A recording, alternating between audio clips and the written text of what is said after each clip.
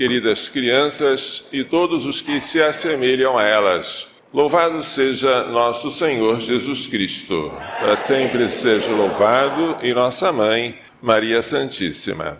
A primeira leitura é um dos poemas ou cânticos do servo do Senhor. Que é isso, padre?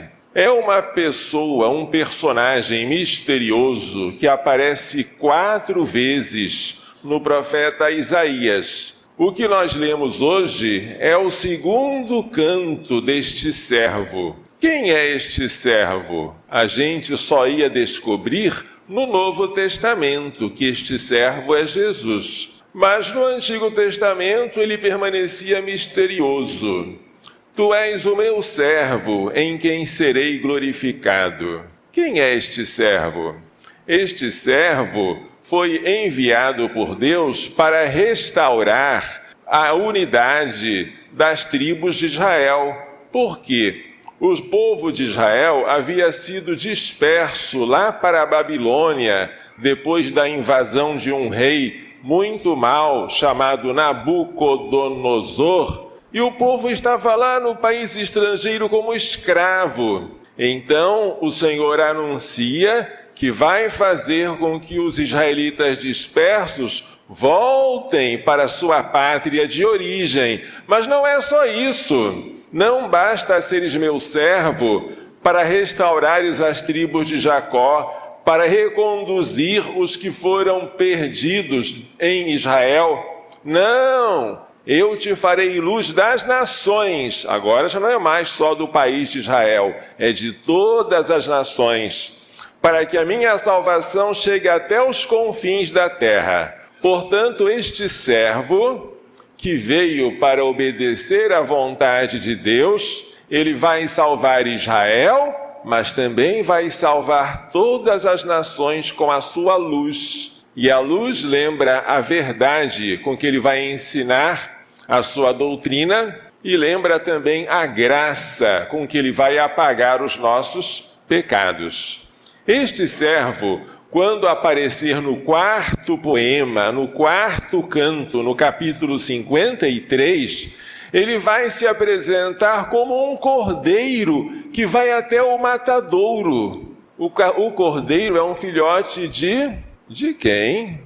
O cordeiro é um filhote de carneiro, é um carneirinho. Um carneirinho pequenininho, ele não reage. Quando você o conduz até o lugar onde ele vai ser morto, ele não faz nada. É assim que Jesus iria ser conduzido até o Calvário. Ele seria morto manso como um cordeiro levado até o matadouro. O salmo responsorial que nós lemos em seguida, o Salmo 39, é muito importante. Este salmo fala que Deus não aceitou sacrifícios, oblações, ofertas, vítimas, holocaustos pelos pecados. Deus não gostou daquilo que os judeus ofereciam no Antigo Testamento. Lá eles ofereciam animais irracionais para tentar apagar os seus pecados. Mas quem é que pode tirar o pecado do mundo? Será que um animalzinho pode tirar um pecado do mundo? Será que o sangue de um cordeirinho pode apagar a minha culpa? O Salmo 39 diz que Deus não aceitou isso.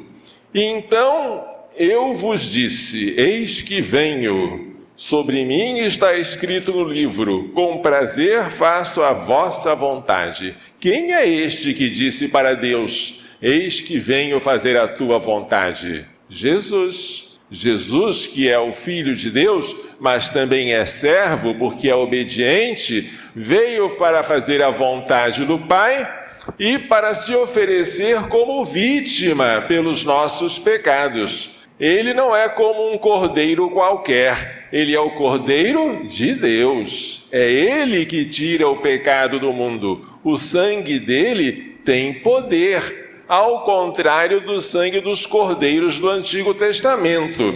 A segunda leitura, tirada da primeira carta de São Paulo aos Coríntios, fala que todos nós somos chamados à santidade. Paulo, que é o nome dele, apóstolo de Jesus Cristo, dirige-se à igreja que está em Corinto. A quem? Aqueles que foram santificados em Jesus Cristo e chamados a serem santos. Como é que Jesus Cristo nos santificou? Pela sua morte na cruz. Ele morreu em nosso lugar e em nosso favor. Ele morreu à tarde, na mesma hora em que era oferecido o sacrifício de um cordeiro lá no templo, porque ele veio substituir os sacrifícios antigos. Hoje a gente não oferece mais o corpo de um cordeiro, nem o sangue de um cordeiro. Hoje a gente oferece ao Pai o corpo e o sangue de Cristo, mas o corpo está escondido sob a aparência do pão, e o sangue está escondido sob a aparência do vinho. E é este sacrifício que a gente oferece sobre o altar que é chamado de Santa Missa. A Santa Missa é o mesmo sacrifício que Jesus ofereceu no Calvário, só que lá ele ofereceu derramando sangue. Foi um sacrifício cruento. Aqui, sobre o altar, o mesmo sacrifício é oferecido sem derramamento de sangue, de maneira incruenta, sob a aparência de uma refeição. Ninguém se sente mal assistindo à Santa Missa, mas se sentiria muito mal vendo Jesus flagelado, coroado de espinhos, carregando a cruz e sendo crucificado, porque lá ele se ofereceu de maneira cruenta. Aqui no altar ele oferece de maneira incruenta. E agora eu vou fazer uma perguntinha para vocês errarem. Qual dos dois sacrifícios tem maior valor? O sacrifício do Calvário, que foi cruento, ou o sacrifício da Santa Missa, que é incruento? Quem acha que foi o sacrifício do Calvário que tem mais valor? Levanta o dedinho. Quem acha que é o sacrifício da Santa Missa, que é incruento, que tem mais valor? E quem acha que os dois sacrifícios têm o mesmo valor? Levanta o dedinho. Todos erraram. Por que todos erraram? Inclusive os últimos. Porque não são dois sacrifícios, são um só. Quem que é mais bonito? O padre ou o filho da Dona Teresa? Mas os dois não são dois, são um só. Então, não tem sentido dizer que a missa e o sacrifício do Calvário são dois sacrifícios, olha o erro, com o mesmo valor. Eles são o único e mesmo sacrifício. O que muda só é a maneira de oferecer. Então, se você pensar, ai, que pena que eu não nasci na Palestina, nem na época de Nosso Senhor, para estar junto do Calvário, oferecendo o sacrifício dele ao Pai, junto com a Maria Santíssima, não tenha pena. Porque o mesmo sacrifício você oferece cada vez que participa da Santa Missa. E se Jesus tornou você santo pelo Calvário, ele santifica você a cada vez que você participa da Santa Missa. O Evangelho hoje apresenta Jesus, logo no início da sua vida pública, aproximando-se de João, o Batista. Batista era um apelido, porque ele mergulhava as pessoas no Rio Jordão. E ouvindo João Batista apontar para ele e dizer: eis o Cordeiro de Deus, aquele que tira o pecado do mundo. Antigamente, quando o povo estava no Egito, oprimido por aquele rei mau, o faraó, Deus enviou Moisés para libertar aquele povo. E enviou muitas pragas, a praga das moscas, a praga do gafanhoto, a praga do sangue, a praga da escuridão. Mas o faraó disse: eu não vou deixar esse povo sair, porque esse povo é meu escravo. Até que Deus mandou uma última e 10ª praga, que foi a praga dos primogênitos. Primogênito é o filho mais velho. Numa noite, um anjo desceria do céu e iria fazer morrer todos os filhos mais velhos de todas as famílias, desde o primogênito do faraó, que seria o herdeiro dele no trono, até o primogênito da escrava. Todos iriam morrer naquela noite, menos os primogênitos dos hebreus. Por quê? Porque os hebreus deveriam imolar um cordeirinho por família, um cordeiro por casa, e deveriam marcar a porta com o sangue daquele cordeiro. Aquele sangue na porta iria servir de sinal. Ao ver aquele sangue, o anjo passaria adiante e pouparia aquela casa do castigo. Aquele sangue daquele cordeiro, que era um animal irracional e que serviu de sinal para salvar o povo hebreu daquele castigo, é uma figura do sangue de Cristo. O sangue de Cristo nos livra do castigo eterno do inferno. O sangue de Cristo nos salva da condenação que nós mereceríamos. E o sangue de Cristo não é apenas um sinal. O sangue de Cristo, ele é eficaz. O sangue de Cristo, nós bebemos dele, porque ele está oculto sob a aparência do vinho. Assim como o corpo está oculto sob a aparência do pão. E na comunhão, nós entramos em comunhão com Cristo todo, não só com um pedaço dele. É o Cristo inteiro que nós recebemos quando comungamos.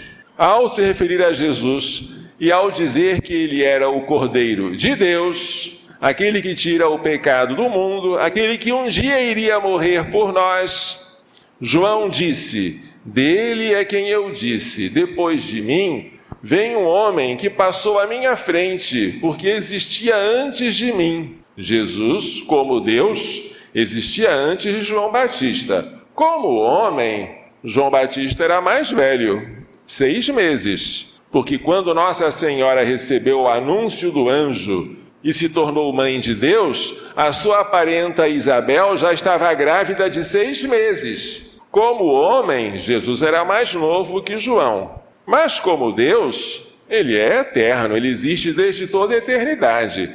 Por isso João diz: depois de mim vem um homem que passou à minha frente, porque existia antes de mim.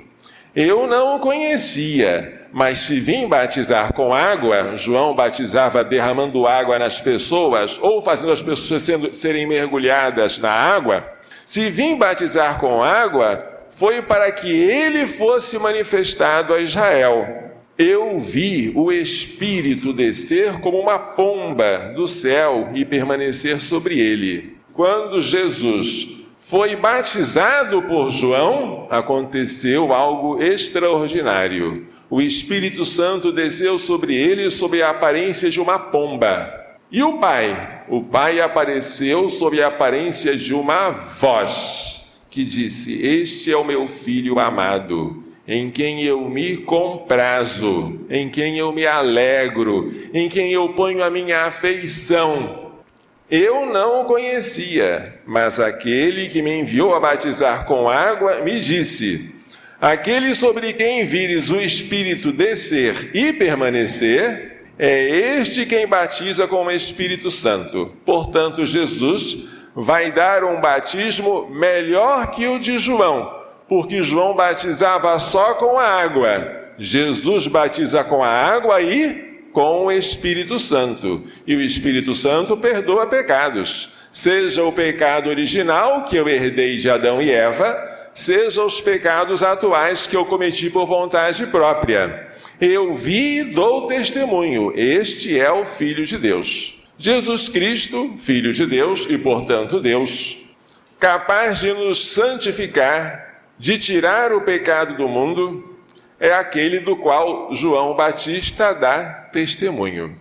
Queremos ser santos? Temos o dever de querer ser santos. Como é que eu vou me santificar? Bem, eu tenho que me deixar lavar pelo sangue desse cordeiro. Eu tenho que me purificar pelo seu sacrifício. Como é que eu vou fazer isso? Indo à Santa Missa tantas vezes quanto eu puder. Não só aos domingos, que é muito pouco, mas, se possível, todo dia. Confessando muitas vezes, porque eu só posso me confessar, o padre só tem o poder de perdoar os pecados, porque Jesus um dia morreu por mim, pela remissão dos meus pecados. comungando muitas vezes, desde que eu tenha confessado bem, porque quem comunga em pecado mortal come a sua própria condenação. Indo à missa, confessando, comungando, rezando diante do Santíssimo Sacramento, visitando Jesus no sacrário, fazendo obras de misericórdia, socorrendo o próximo em suas necessidades, suportando as suas fraquezas com paciência e perdoando as suas injúrias, é assim que seremos santos. E é assim que participaremos da glória em que Jesus entrou como homem depois da sua ressurreição. Queremos entrar no céu?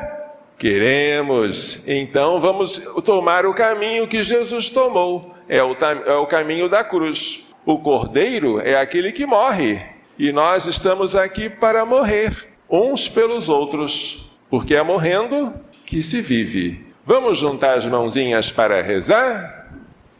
Então repitam com o Padre aqui: Senhor Jesus, Cordeiro de Deus, que tira o pecado do mundo, eu quero contigo morrer, para contigo ressuscitar. Aceito de boa vontade todo sofrimento que tiver que suportar. Ofereço neste altar, junto com teu corpo e com teu sangue, pela minha salvação e pela salvação do mundo inteiro. Quero fazer muitas boas obras, socorrer os necessitados, suportar as suas fraquezas, perdoar as suas injúrias, como tu me perdoaste. Estou aqui para servir e não para ser servido. Estou aqui para dar a vida e não para viver, pois é morrendo que se vive. Maria Santíssima, ensina-me a entender e a pôr em prática as lições desta liturgia. Amém. Louvado seja nosso Senhor Jesus Cristo, para sempre seja louvado, e nossa Mãe, Maria Santíssima.